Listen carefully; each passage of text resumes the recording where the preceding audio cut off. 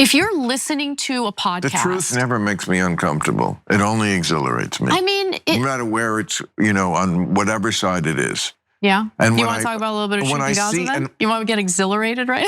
I can exhilarate you. I know you're going to say genocide, and I'm going to say, well, you don't know what the word means. And it's like, if you don't even know what the words mean. I'm Armenian. I know what the word means. I was on Club Random with Bill Maher just recently, and the whole video has been released for those who want to watch it. But for the purposes of saving time on this show, we're going to talk about some of the highlights. But before we get to that, Cenk, your 2 cents. Yeah, so look, I think Bill is anti-intellectual. I think he's a racist and a bigot. And I'm going to try to show that to you guys today. I'm also happy to debate him anytime, but I don't think he'll do that. And so he's a guy who it is a bigger problem because look, there's a lot of racists and bigots in the country, but he's celebrated. Like HBO gives him millions of dollars, and the elite love Bill Maher. And he's paradoxical too, because there's plenty of things that I agree with him on. But when it gets to the issue of Israel or Muslims, he's really as deranged as anyone in American media. We'll come back to some of his claims, including the idea that Israel is not an expansionist project and all of that in just a minute. But before we do, there was this gotcha moment, which I want to clarify the way I answered it. So it had to do with where in the Middle East I would like to live given the dress I'm wearing. So I'll let the video play out and then I'll give you more details. If you had to live in the Middle East, so tomorrow, Anna, you got to go live in the Middle East, where would you live? Where do you think you'd be comfortable in that dress? I'm sure it would not be comfortable in this dress in any of the various Middle Eastern countries that have been destabilized by you're not really blaming it on whitey. Listen. Are you? You're blaming Islam on whitey? I'm not blaming Islam on whitey. But what you're saying is we destabilized, that's why you can't wear that dress? Did we not destabilize? Wait a second. We were funding terrorist organizations in Syria during the Syrian civil war. Starting under the Obama administration. That's why did that not destabilize Syria? No, what's destabilized?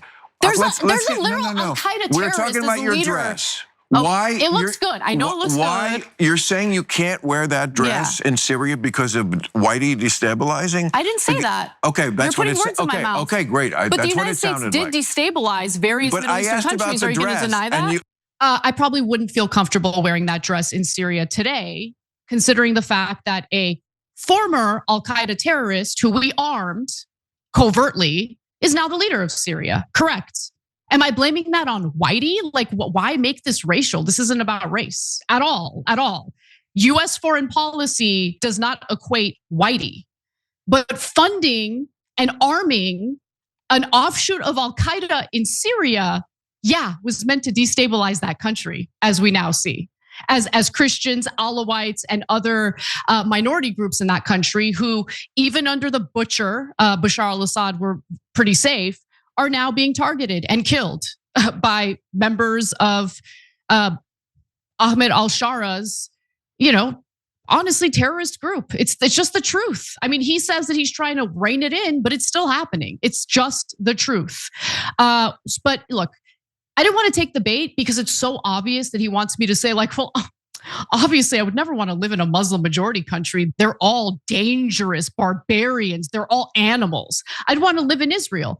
But the fact of the matter is I would rather die before I step foot in Israel. And the reason why is because of the apartheid state. It's because of the fact that they put Cenk's name on a missile that they then used to bomb children in Gaza, essentially sending a message. It might also have to do with the fact that IDF soldiers literally send me images of their weapons in an effort to scare me into silence. So no, I wouldn't step foot in Israel. I would actually feel a lot less safe in Israel as opposed to, I don't know, Beirut, Lebanon, Istanbul, Turkey.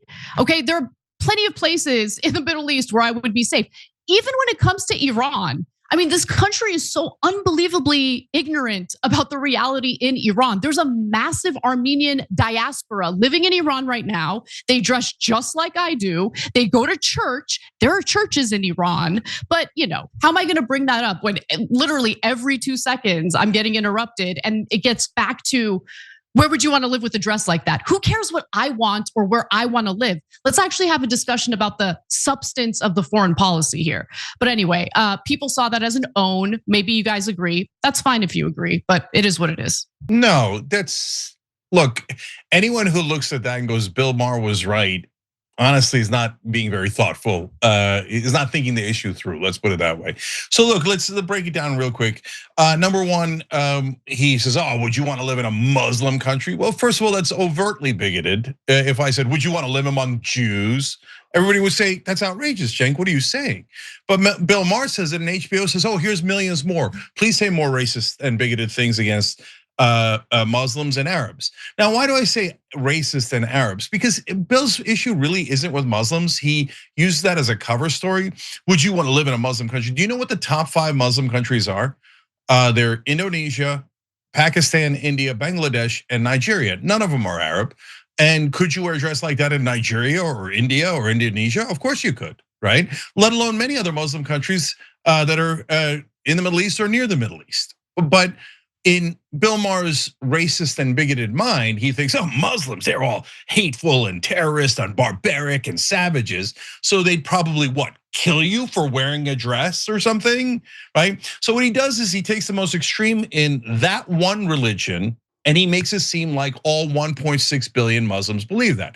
The reality is, of course, 1.6 billion Muslims are humans. I know that's shocking to a moron like Bill Maher, who thinks in like super simplistic, ignorant ways. So you know what they care about, Bill? Like their grandma, they care about their grandchildren. They care about giving them milk and cookies. They care about normal things. Hey, what kind of car or house am I going to live in? I know in your Israel-addled mind, you think, oh, they're just thinking about how do I get the Jews and people in dresses, right? So if you, again, anything that he says about Muslims, take out Muslim and put in Jewish, and you would be banned from every platform in the country.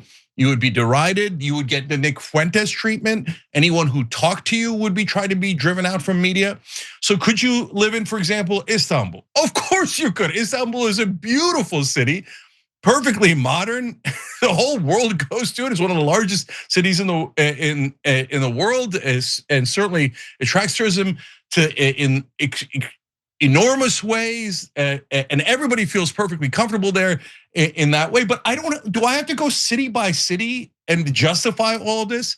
Meanwhile, his juxtaposition is, oh, but everybody feels safe in Israel, and hence Israel's a lovely and modern. No, not everybody. Country. Not everybody. That's ask the Armenians, ask the Armenian Christians living in Jerusalem right now, what kind of pleasant treatment they get from the Israelis.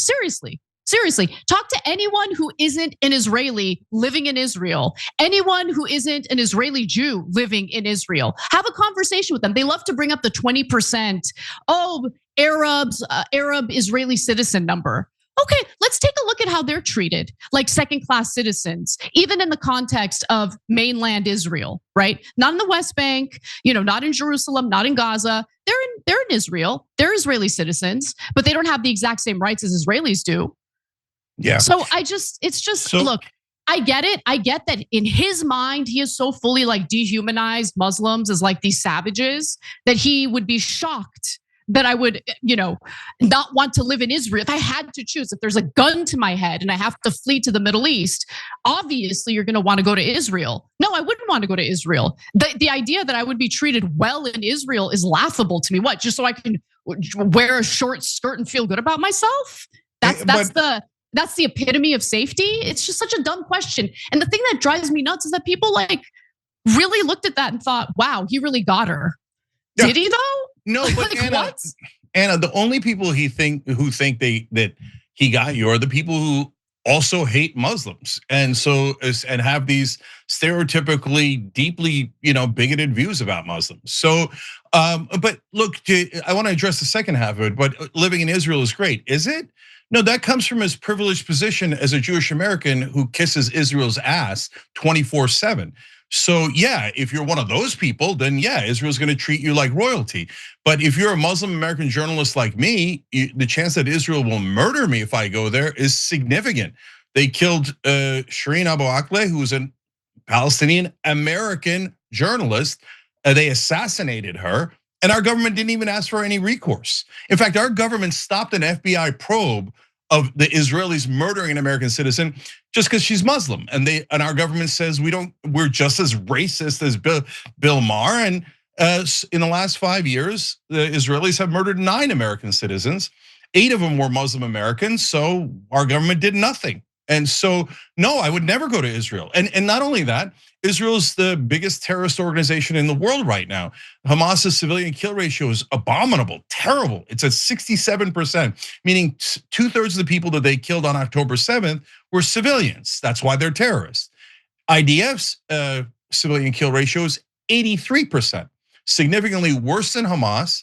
And of course, they've killed about 60 to 70 times the number of people Hamas did.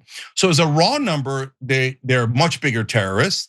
As a civilian kill ratio showing intent, Israel is much bigger terrorist. So no, you're not safe at all in Israel unless you're an Israeli or you're an American that kisses their ass.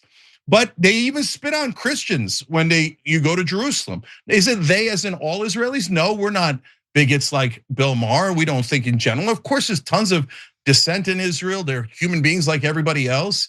But no, you will be treated like dirt if you go to Israel and you're Muslim. And if you don't agree with the fascist government of Israel, they will turn on you in vicious ways. They just had a 16-year-old American kid in one of the Israeli gulags. They did us a big favor by releasing him on Thanksgiving. And the kid comes out decimated, right? He's lost 30% of his weight, etc. No, they're running a torture factory, a terrorism factory there. No, Bill, no one feels safe with Israel. No one. All they ever do is attack their neighbors. And that's why you hate Muslims so much, because your issue isn't with Indonesia or Nigeria. Your issue is with Israel's Arab neighbors. You would like to create an excuse for Israel to attack those neighbors, which is what they have done repeatedly. Kill those occupants, ethnically cleanse them, and take that land, which Israel has done repeatedly in 1948, in 1967, and after October 7th. Every time they take land while pretending to do self-defense. But so these are actual facts, but Bill Maher never ever talks about facts. He just does Israeli propaganda and Muslim hatred and bigotry and thinks it's sophisticated. When in reality, when you're unbiased and objective, you look at it, you think, what a sad little moron that HBO has decided to put out here to do propaganda for another country. Every time you ring the bell below, an angel gets his wings. Totally not true, but it does keep you updated on our live shows.